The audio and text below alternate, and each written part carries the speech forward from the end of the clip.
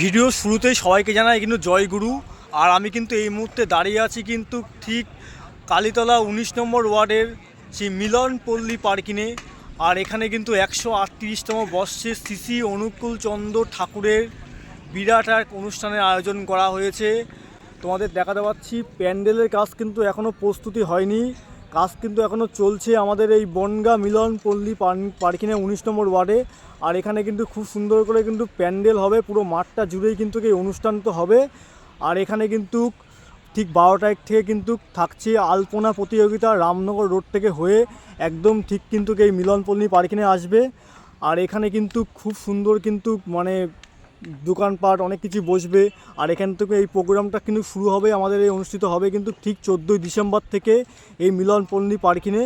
আর আমি সবাইকে বলি, সবাই এই পরমদেব শ্রী শ্রী অনুকূল চন্দ্র ঠাকুরের এখানে বিরাজ করো, সবাই এখানে আসো।